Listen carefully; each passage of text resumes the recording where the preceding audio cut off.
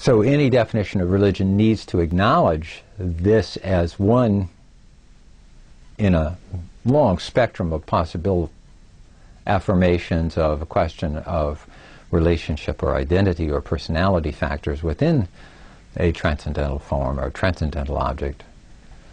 But at the same time, we end up with ones that are utterly and completely depersonalized, as in the case of extreme forms of transcendental Buddhism, for example, whether we're talking about Madhyamika or we're talking about Theravada forms or something of that nature, in which you have really fundamentally the denial not simply of a transcendental personality, but the denial of any personality in any way, shape, or form.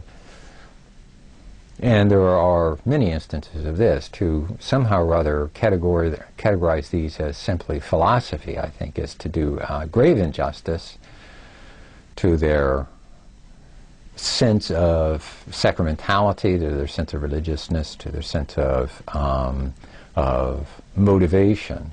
I will often tell students, for example, that it's all very well to talk about Buddhism as philosophical, but to categorize it superficially, in my estimation, simply as a philosophy, I think is to do injustice to both to philosophy and to Buddhism. So Buddhists are not going to negotiate in the manner that philosophers have been, at least since the time of the Enlightenment, negotiating in terms of their understandings of reality. For Buddhists, this is going to be something which is very important to them, but nonetheless they are going to take things as either the word of the Buddha or a direct expression of truth or various other kinds of affirmations. And so for Buddhists, they're not going to negotiate in the manner that you find within philosophical systems, nor are they going to necessarily be rigorous in the manner that philosophical systems are. Philosophical systems have certain kinds of burdens of evidence and certain kinds of burdens of logical process that are not necessarily burdens for Buddhists. They may be, and in select instances they have been, but to indicate that somehow or other philosophical epistemology and Buddhist epistemology are coterminous, I think, is really a stretch. This is very difficult to affirm. When we get to other non-theistic systems, whether we're talking about Advaita Vedanta or we're talking about Taoism, it becomes even more attenuated, because most of those are not going to be able to engage in the kind of epistemological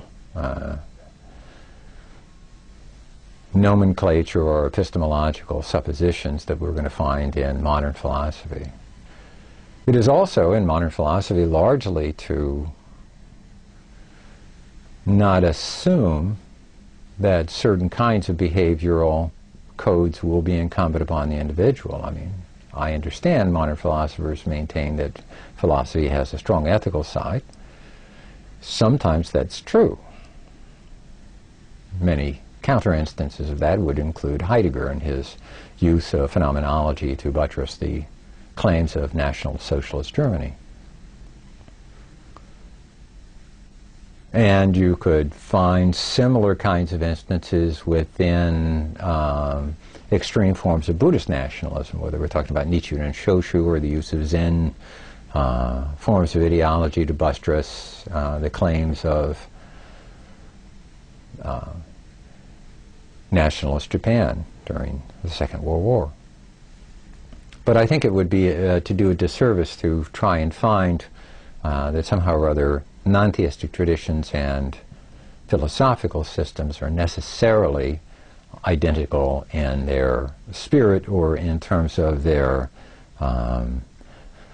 modus operandi. I just think that this would be extremely difficult to argue, and I see any argument in that variety begs so many other questions that it is really, I think, petitio principii. I think it is really begging the question and setting up an artificial answer by means of the formulation of the question.